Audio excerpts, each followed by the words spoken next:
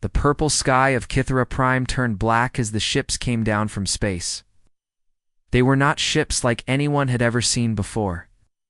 These vessels looked like living things, with skin instead of metal and tentacles instead of wings. Through the air like giant sea creatures swimming through water, Zethara pressed her six-fingered hand against the cool glass of the observation deck. Her large silver eyes watched the dark ships descend toward the capital city below. It's the Kithran.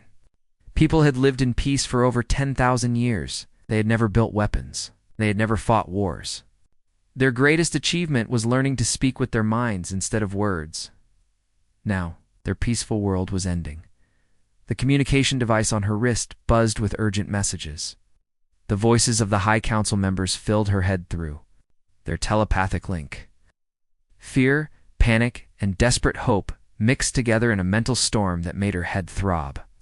"The northern cities are gone," came the thought voice of Elder Corvain. "The creatures consumed everything. Buildings, people, even the ground itself. Nothing remains but empty space." "The eastern settlements report the same," added Counselor Nethes. "These beings do not just destroy, they absorb. They take everything and make it part of themselves." Zethara closed her eyes and reached out. With her mind, across the planet, she could feel the terror of her people. Mothers calling for their children. Fathers trying to protect families who had never known danger. The young ones crying out in confusion as their safe world crumbled. Around them, the Void Swarm had found them. For 3 months, the Kithran people had listened to reports from other star systems. Entire civilizations vanishing overnight. Advanced races with powerful weapons and strong armies simply disappearing. The survivors who escaped told the same story. The swarm came, consumed everything, then moved on to find more worlds to devour. "Must evacuate the research station," Zethara said aloud, her voice echoing in the empty council chamber. The other council members had already fled or been consumed. She was the last one left. Her assistant, young Moran, appeared in the doorway. His pale blue skin had turned almost white with fear. "Ambassador, the transport ships are ready. Oh. But there are not enough seats for everyone." Zethara nodded sadly. She had known this moment would come. The Kithran people had only built 12 research vessels capable of faster-than-light travel. Each ship could carry maybe 50 people. Their population numbered in the millions. "Take the children first," she ordered. "Then the scientists and historians. Someone must survive to remember what we were." Through the building's walls, she could hear the sound of the swarm ships landing. It was not like the mechanical roar of normal engines. Instead, it sounded like breathing. Deep, wet breathing from something impossibly large. Miran's mental voice touched her mind. "What about you, Ambassador? I will use the last research ship to send word to the galaxy. Must know what happened here. Someone must warn the other worlds." But the Galactic Communication Network showed that 42 other civilizations have already sent warnings. No one listens anymore. No one comes to help. Zethara walked to the emergency supply cabinet and pulled out a small device she had hoped never to use. It was an ancient communication beacon, older than their current technology. The device could send a message far across the galaxy using methods that most modern civilizations had forgotten. "Then we will send a different kind of message," she said. The building shook as something massive landed on the roof. Dust fell from the ceiling. Through her mental connection with other Kithran survivors, she felt the exact moment when the swarm creatures entered the building below them. "Go now," she told Moran. "Get to your ship and leave this system. Do not look back." The young assistant hesitated, then pressed his forehead against hers in the traditional Kithiran farewell gesture. His thoughts flowed into her mind one last time. Gratitude, love, and the desperate hope that somehow she would find a way to survive. Then he was gone. Running through the corridors toward the landing pad where the last rescue ship waited, Zethara made her way to her own small research vessel. It was not designed for long journeys, but it would have to be enough. As she ran through the pre-flight checks, she could hear the swarm creatures moving through the building. Oh. They made sounds like wet footsteps and heavy breathing. Sometimes she heard other noises that she tried not to think about. the ship lifted, off just as the creatures reached the landing bay. Through the rear cameras, she saw them for the first time. They looked like a mixture of machine and living tissue. Some walked on multiple legs like giant spiders. Others flowed across the ground, like liquid metal with eyes. All of them had the same dark, empty look that seemed to absorb light itself. As her ship climbed toward space, Zethara looked down at her homeworld one last time. The beautiful purple and green continents were already changing. Dark patches spread across the surface like infection. The swarm was not just destroying Kithra Prime. It was changing the planet into something else. Something that would help it consume the next world. Once in space, she activated the ancient communication beacon. The device was simple compared to modern galactic networks, but it had one advantage. It could reach every star system that had ever developed faster than light communication. Even the primitive ones that the advanced civilizations ignored. She spoke her message carefully, putting all of her people's desperate hope into every word. This is Ambassador Zethara of the Kithran Republic. We are the 43rd civilization to fall to the entities known as the Void Swarm. Our worlds are consumed. Our people are dying. We have tried to fight, but we do not know how to make war. She paused as another group of swarm ships passed by her small vessel. They were too busy with the planet below to notice one tiny research ship. I send this message to any civilization that might hear it. The swarm cannot be stopped by normal weapons. They grow stronger by absorbing energy. They adapt to every defense. 42 civilizations have tried to fight them. All have failed. Her voice broke slightly as she continued. But perhaps there is someone out there who fights differently. Someone who does not follow the normal rules of war.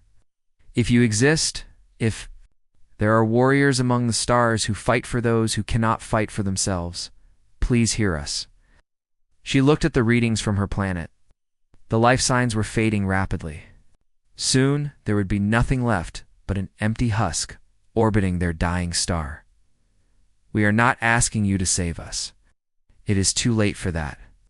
But somewhere in this galaxy, there are other peaceful worlds, other civilizations who build art instead of weapons. Other children who sleep safely because they have never known war. The swarm will find them next. The message beacon showed that her transmission was reaching hundreds of star systems. Most would ignore it, just as they had ignored the warnings from other dying worlds. But maybe, somewhere in the vast darkness of space, someone was listening, someone who cared enough to act. If you are out there, please remember us. Remember that we tried to do good in this universe. And if you have the power to stop this darkness from spreading, we beg you to try. Not for us, but for all the innocent. Worlds that still have a chance. She ended the transmission and prepared to jump to faster than light speed. Behind her, Kithra Prime continued its slow death. Ahead of her lay the vast unknown of space, where she would spend her final days. Searching for somewhere safe to land. Somewhere she could preserve the last records of her people's history. The jump drive activated. And the dying world disappeared behind her. But her message continued to travel across the galaxy, reaching every civilization capable of receiving it, including one small blue planet in a quiet corner of space where a species of strange, violent creatures had just learned to travel between the stars. The coffee in Captain Jake Morrison's mug had gone cold hours ago. He sat in the dim control room of the Earth Defense Station, staring at screens full of data he wished he did not have to understand. The alien message had arrived 3 days ago. Nobody could agree on what to do about it. Morrison rubbed his tired eyes and looked around the room. Lieutenant Danny Walsh was hunched over the communications console, playing the alien transmission. For what must have been the 100th time, the voice of the dying alien woman filled the quiet space, speaking in accented English that their computers had translated from her original language. 43 civilizations, Walsh muttered. 43 entire worlds gone. And this void swarm thing is still out there looking for more. Sergeant Katie Bell looked up from her tactical display. The long-range sensors show movement in 17 different star systems. Whatever these creatures are, they're not slowing down. They're spreading across the galaxy like a disease. Morrison nodded grimly. Earth had only been part of the galactic community for 5 years. Oh. Before that, they had thought they were alone in the universe. Then the first alien contact had come. From a peaceful trading ship that detected their radio signals. The galaxy had been mostly friendly to the new humans, though many of the older civilizations treated them like children who had just learned to walk. The door to the control room slid open, and Admiral Lisa Rodriguez entered. She was a small woman, but everyone in the room straightened up when she walked in. Rodriguez had been commanding Earth's space forces since before they had space forces. She had started as a fighter pilot in the old Air Force and had worked her way up through every level of military service. "Status report," she said, pouring herself coffee from the machine in the corner. Morrison stood up and activated the main display screen. "We've confirmed that the alien message is real, Admiral. Our deep space listening posts have detected similar distress calls from 12 other star systems in the past 6 months. All of them report the same thing. Ships that look like living creatures, consuming entire worlds, then moving on." "What do the other galactic civilizations say about this?" Lieutenant Walsh pulled up another screen. "We've monitored their communication networks. Most of them are aware of the threat, but they're not doing anything about it. The Altarian Republic issued a statement saying that intervention would be strategically inadvisable. The Centauri Federation called it an unfortunate natural phenomenon that must run its course." Rodriguez set down her coffee cup harder than necessary. "Natural phenomenon? These things are killing billions of people. The galactic databases show that this has happened before," said Sergeant Bell. "Every few thousand years, something like this sweeps across part of the galaxy. The advanced civilizations just wait it out. Eventually the swarm things disappear, and life goes back to normal." "Normal for who?" Morrison asked. "Not for the people who got eaten." The Admiral walked over to the main screen and stared at the star map. Red dots marked the locations where civilizations had been destroyed. The pattern showed a clear path moving through the galaxy toward the outer rim worlds, toward Earth. "Long before they reach our sector," she asked.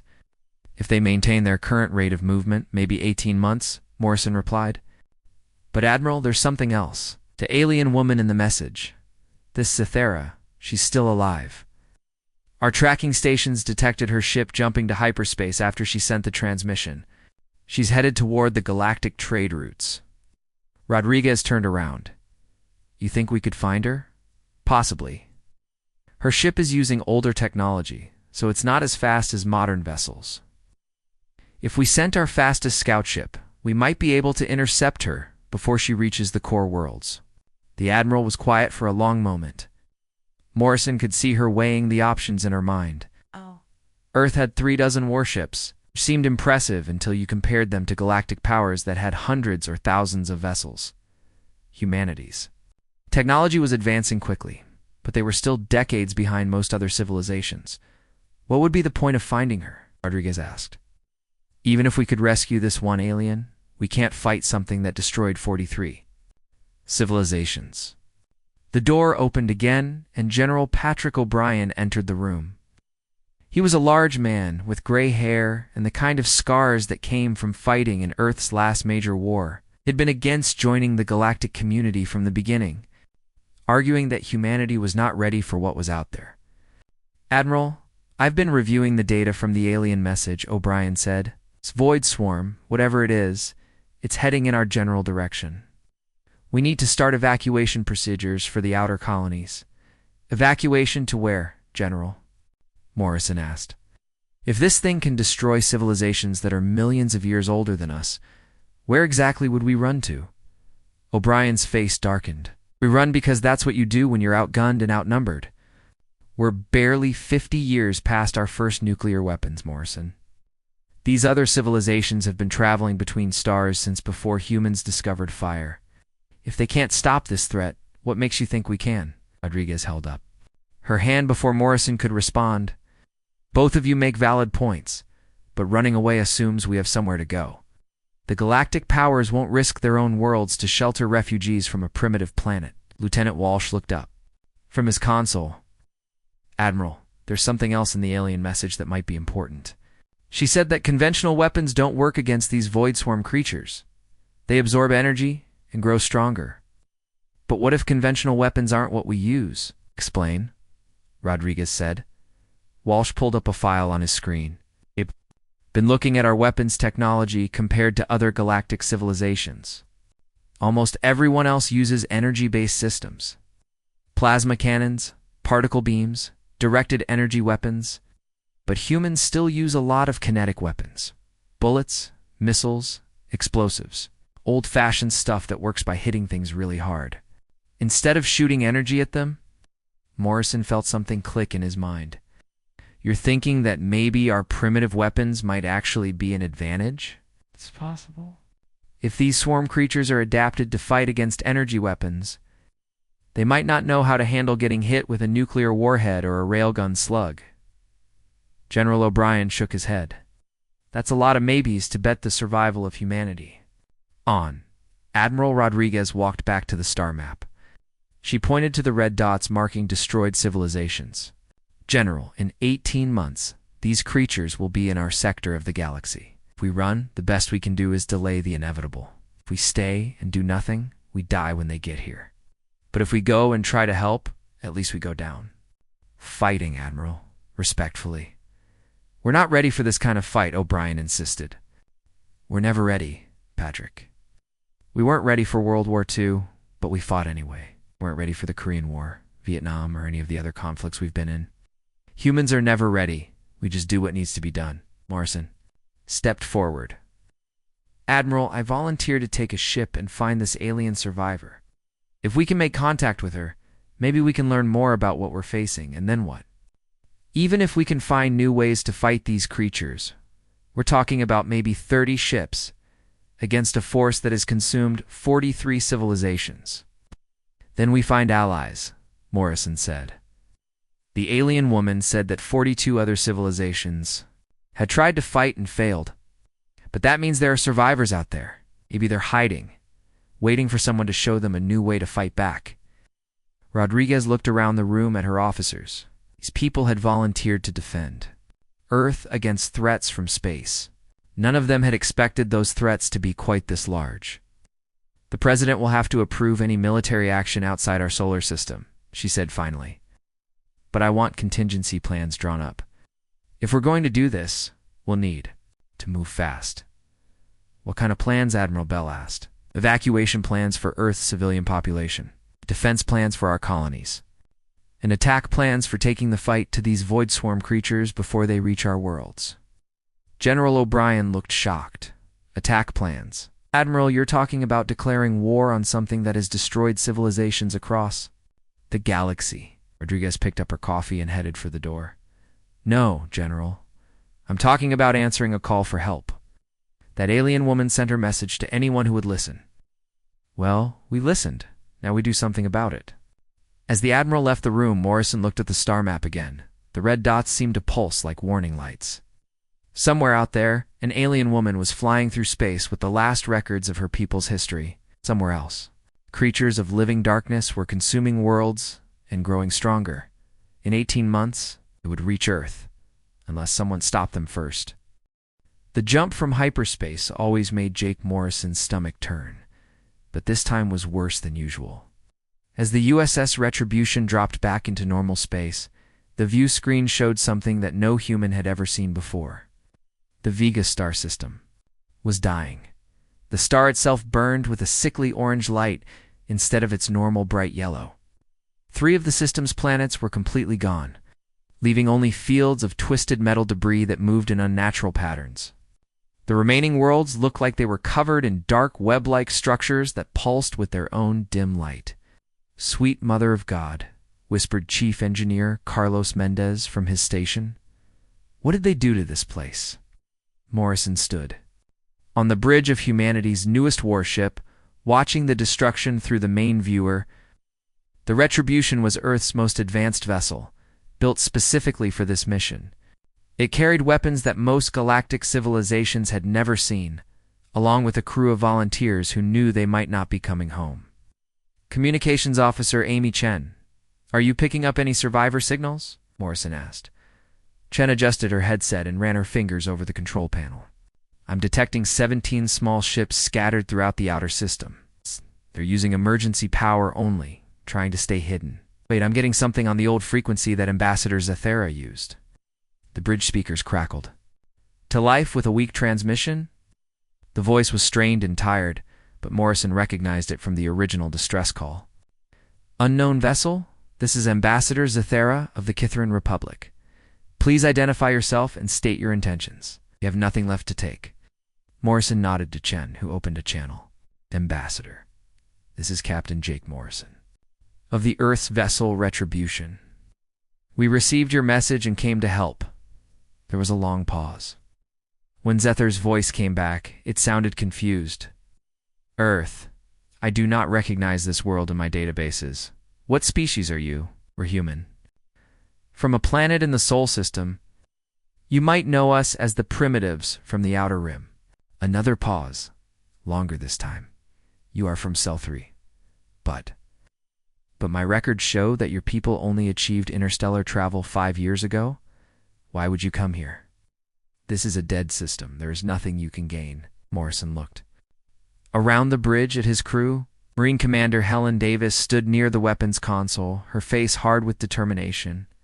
Engineer Mendez was running final checks on their combat systems. They all knew what they had signed up for. We came because you asked for help, Ambassador.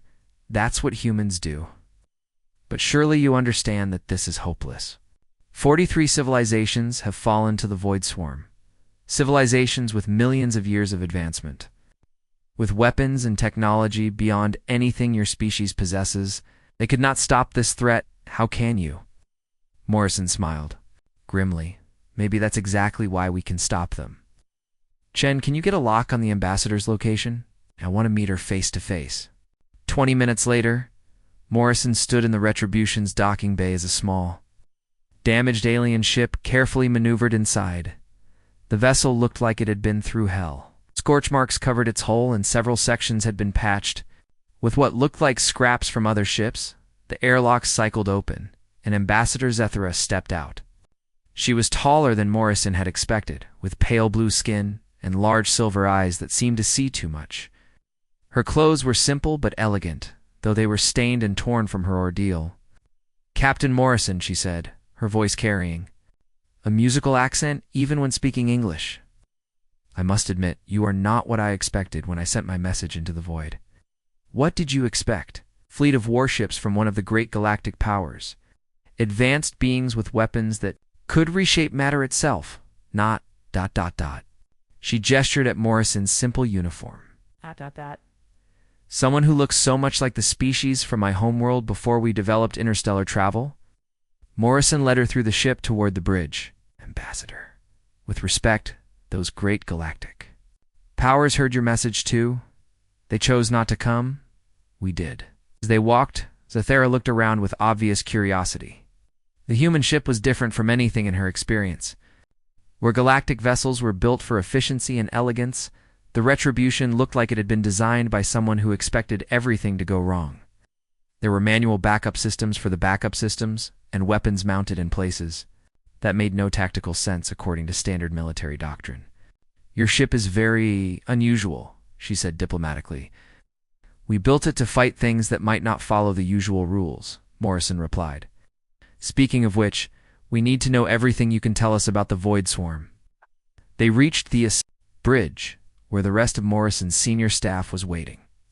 Davis stepped forward and extended her hand to the alien ambassador. Ma'am, I'm Commander Helen Davis, Marine Corps. I'm sorry for what happened to your people. Zethara stared at the offered hand for a moment, then carefully shook it. You have warriors among you who feel sadness for the deaths of strangers. We have warriors who fight so that strangers don't have to die, Davis replied. The ambassador looked around at the human faces on the bridge. Each one showed the same expression of grim determination. These beings had traveled across the galaxy to help people they had never met, knowing they were probably going to die in the attempt. I do not understand your species, Zethara said quietly. Join the club, Morrison said. Neither do we, most of the time. But right now we need to focus on the swarm. What can you tell us about how they fight? Zethara moved to the main viewer, which showed the devastated star system outside. They do not fight as you would understand it. The swarm creatures do not use tactics or strategy. They simply consume. Ships are not built machines like yours. They are grown like living tissue. Chief Mendez leaned forward. Living tissue? So they can heal damage? Worse than that, they can adapt to damage? The first time you hit them with an energy weapon, they take damage. The second time, they absorb some of the energy. By the third time, your weapon makes them stronger. Communications Officer Chen frowned. What about kinetic weapons? Explosives? Things that cause physical damage instead of energy damage? I do not know. No civilization in recorded galactic history has used such primitive methods in space combat. Why would anyone use kinetic weapons when energy weapons are so much more efficient? Morrison and Davis exchanged looks. Because sometimes primitive is better, Davis said. Ambassador, are there any swarm ships still in this system? Yes. They left a few vessels behind to harvest the remaining resources. They are in the inner system near what used to be my homeworld. Morrison turned to his crew. Red alert, all hands to battle stations. Mendez, I want all weapon systems online. Davis, prep the Marines for possible boarding action. Chen, start recording everything. If this doesn't work, at least someone should know we tried. Alarms began blaring throughout the ship. On the main screen, Morrison could see the Retribution's escort ships moving into formation. 3 smaller vessels, each carrying experimental weapons that human scientists had designed specifically for this mission. Captain Morrison, Zethara said, her voice filled with concern, you cannot mean to attack them directly. That is exactly what the other civilizations tried. It is how they all died. Ambassador, I appreciate your concern. But those other civilizations tried to fight the swarm using the same types of weapons and tactics that had worked for millions of years. We're going to try something different. The tactical display showed 3 large objects moving toward them. From the inner system, as they got closer, Morrison could see that they weren't ships in any conventional sense. They looked like enormous jellyfish made of dark metal, with tentacles that writhed through space as if swimming through water. Weapons range in 30 seconds, reported Lieutenant Tommy Park from the weapons console. Morrison opened a channel to the other human ships. All vessels, this is Retribution. Remember, we're not just fighting for ourselves here. We're fighting for every peaceful world in the galaxy that's going to face these things someday. Make it count. The lead swarm creature launched some kind of energy attack that lit up space like purple lightning, struck the Retribution's shields, and was absorbed harmlessly, exactly as the human engineers had predicted. Your opening move, Morrison said calmly. Now let's show them ours. All ships. Execute attack pattern Omega. The human vessels opened fire, not with energy weapons, but with weapons that the galaxy had forgotten were possible. Nuclear missiles streaked through space, followed by streams of tungsten bullets moving at significant fractions of light speed. The railguns on the Retribution fired solid metal slugs, the size of telephone poles. The effect on the swarm creatures was immediate and devastating. Used to absorbing energy attacks, they had no defense against being physically hammered by chunks of metal moving at incredible speeds. The first creature simply came apart, torn into pieces by impacts it couldn't adapt to or absorb. Ambassador. Zethara stared at the tactical display in shock. How? How is this possible? No one has ever hurt them like this. Morrison watched as his ships tore through the remaining swarm vessels with weapons that would have been considered obsolete. By galactic standards, sometimes, Ambassador, the old ways work best. 3 weeks after the first battle, Captain Morrison stood in the war room aboard the Retribution, staring at a holographic map of the galaxy. Red markers showed where void swarm attacks had occurred. Blue markers showed where human ships had engaged them. The pattern was becoming clear, and it was not what anyone had expected. They're running, said Commander Davis, pointing to the latest intelligence reports. Every time we hit them with kinetic weapons, they retreat. They're not adapting like they did with energy weapons. Ambassador Zethara studied the data with amazement. Human forces had liberated 4 star systems and rescued thousands of survivors from dozens of different species. The galaxy was starting to take notice. I still do not understand, she said. Your weapons are so simple compared to what the great civilizations used. Why do they work when nothing else did? Chief Engineer Mendez looked up from his repair reports. Because the swarm evolved to fight advanced civilizations. They learned to absorb energy, adapt to complex attack patterns, and counter sophisticated tactics. But nobody taught them how to deal with getting hit in the face with a big metal rock. Communications. Officer Chen interrupted from her station.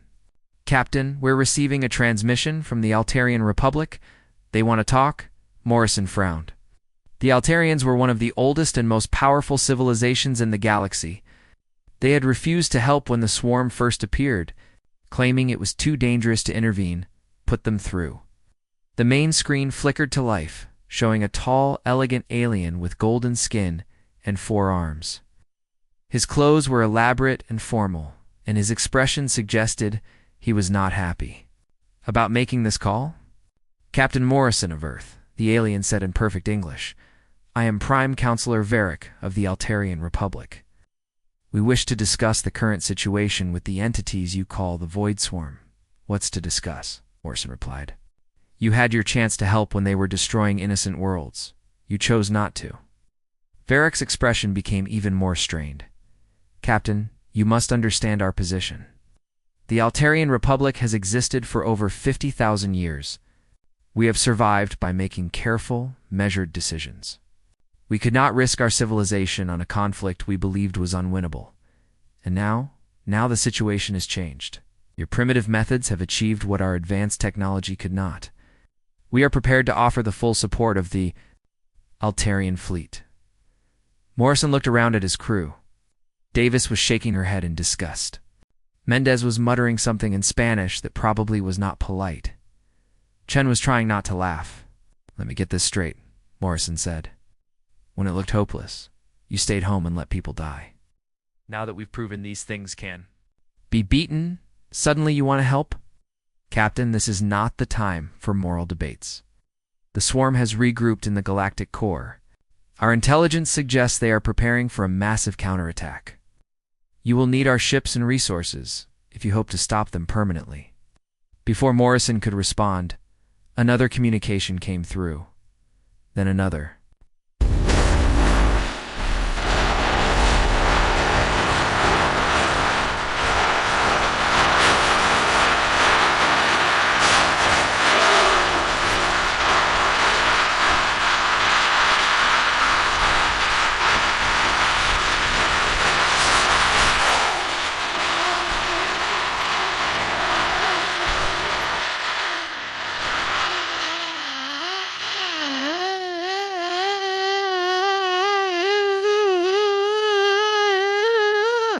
Representatives from a dozen major galactic powers were requesting to speak with him. All of them wanted to join the fight against the Void Swarm.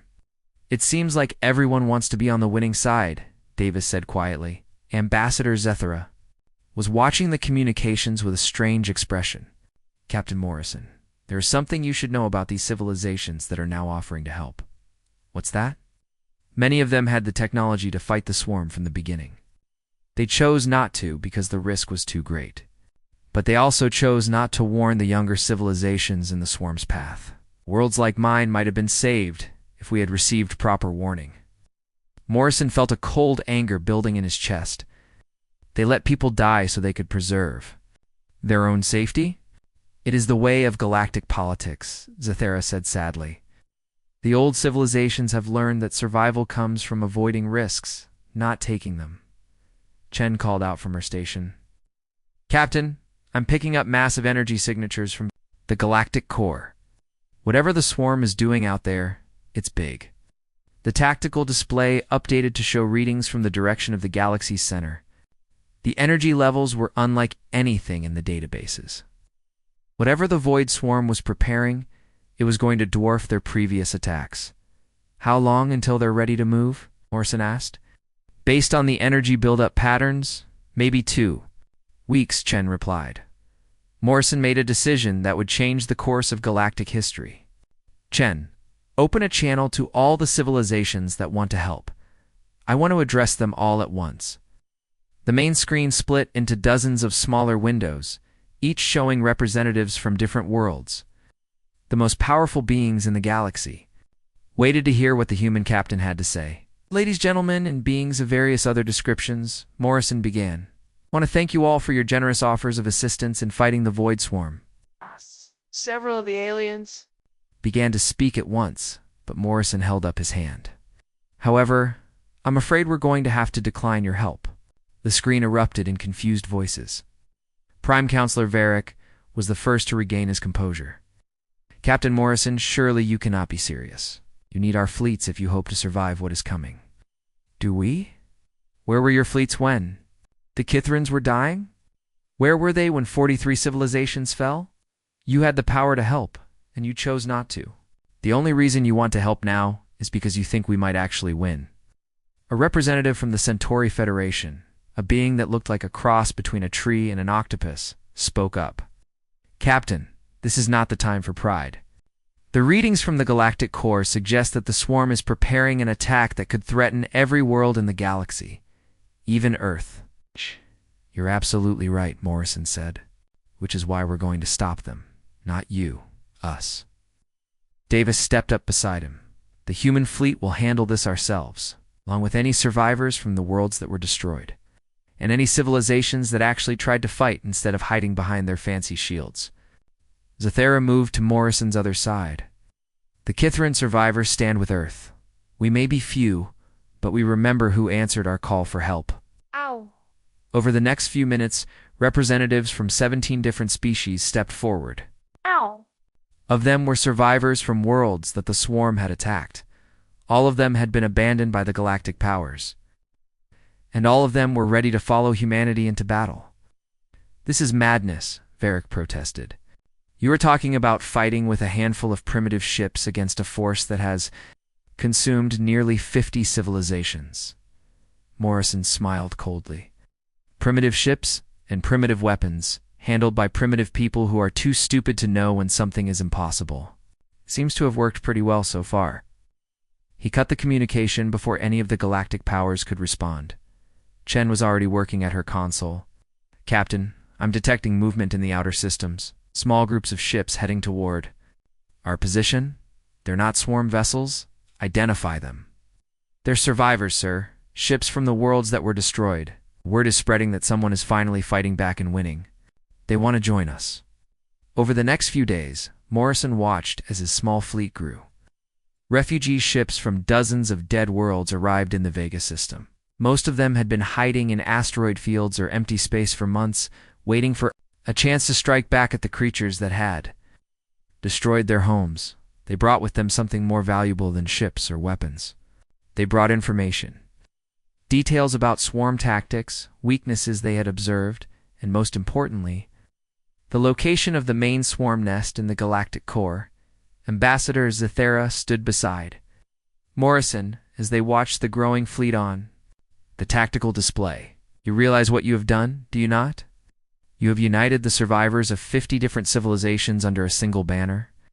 This has never happened before in galactic history. I didn't unite them, Morrison replied. The swarm did that when they started killing innocent people.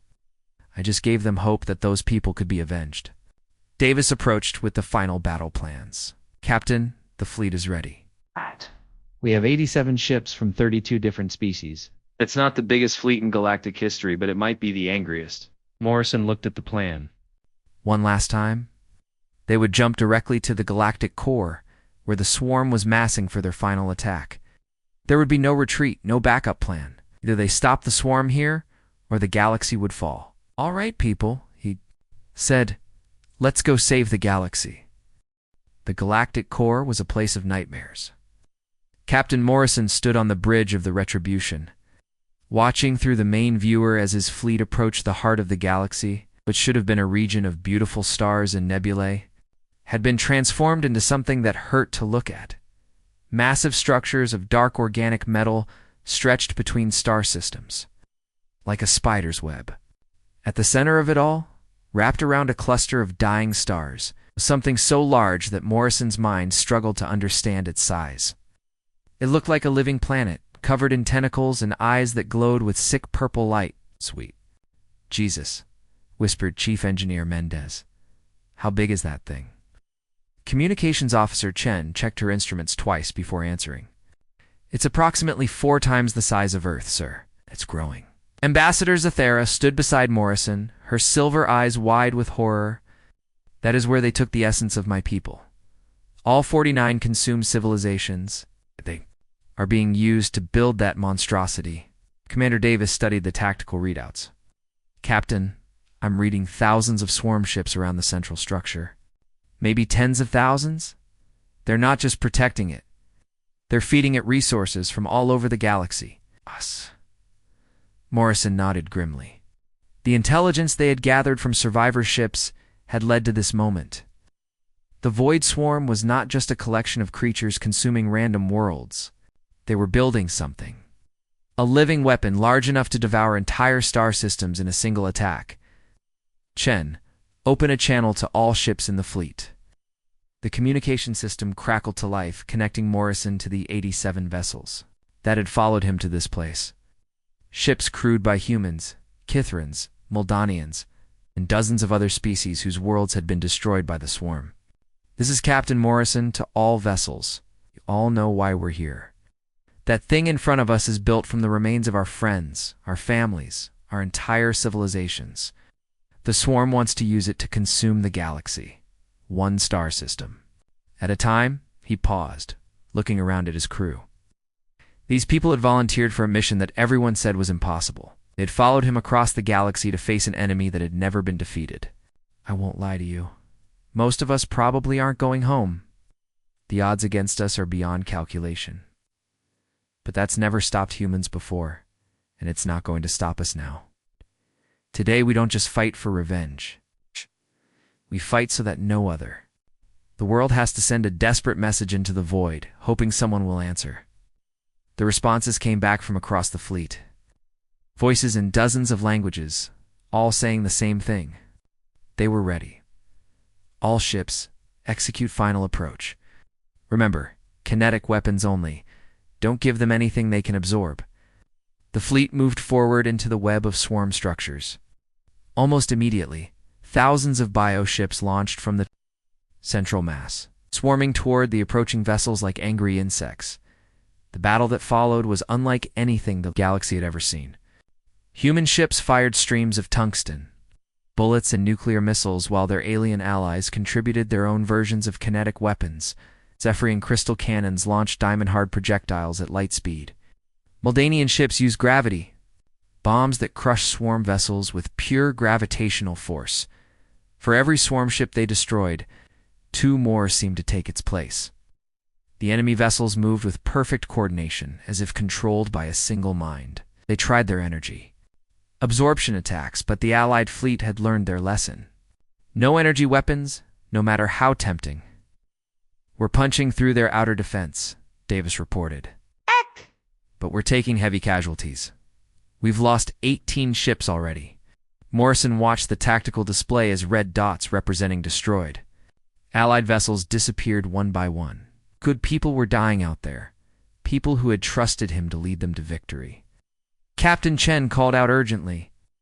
I'm detecting something strange from the central structure. It's not just growing anymore. It's preparing to move. On the main screen, the massive bioweapon began to unfold like a flower made of darkness. Tentacles the size of moons reached out toward nearby stars, beginning to drain their energy. Thing was preparing to feed on the galactic core itself. If that thing starts consuming stars, it will have enough power to destroy everything, Zethara said in horror. The entire galaxy will be devoured within months. Morrison made a decision. That would echo through galactic history. All ships, concentrate fire on the central structure. Ignore the smaller vessels. We have to stop that thing before it powers up. The fleet changed course, driving straight toward the massive bioweapon. Swarm ships swarmed around them like clouds of angry insects, but the Allied vessels pressed forward. Nuclear warheads detonated against the creature's surface, blasting away chunks of organic metal. Railgun slugs punched deep holes into its core, but it was not enough. The thing was too large, and it was healing faster than they could damage.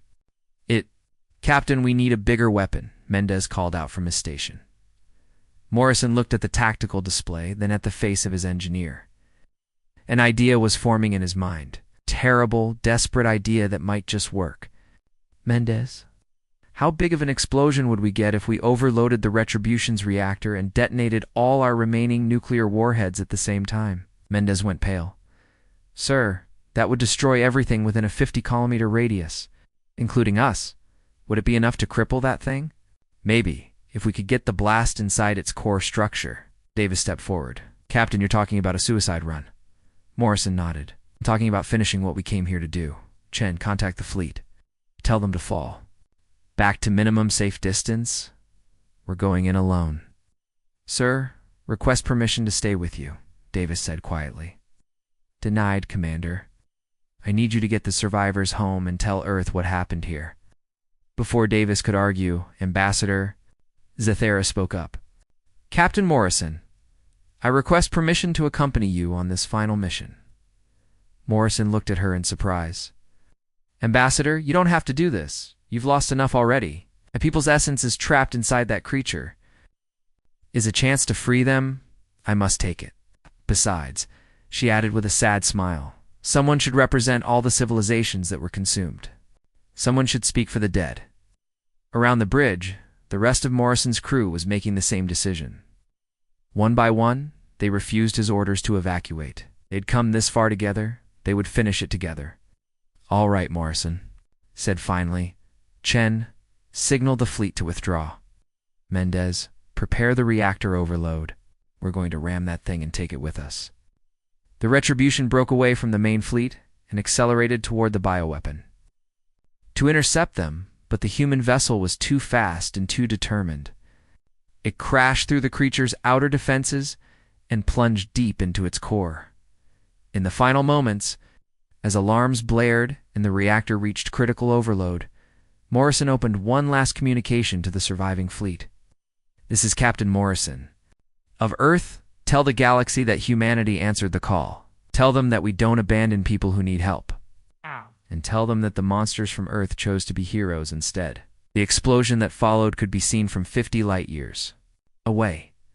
When the light faded, the massive bioweapon was gone, along with most of the swarm fleet. The few surviving swarm vessels fled into deep space, their coordination broken and their leader destroyed. 6 months later, Ambassador Zethara stood before the reformed Galactic Council in their great assembly hall. She was no longer the sole survivor of her people. The destruction of the central bioweapon had somehow freed the essence of all the consumed civilizations. Across the galaxy, the dead were being reborn. The human species asks for nothing in return for their sacrifice, she told the assembled delegates. They do not seek territory or tribute. They ask only that the galaxy remember what Captain Morrison and his crew taught us, that sometimes the greatest strength comes not from advanced technology or ancient wisdom, but from the simple willingness to help others when they cry out in the darkness. The Galactic Council voted unanimously to establish the Morrison Protocol, a binding agreement that no civilization would ever again be abandoned to face extinction alone.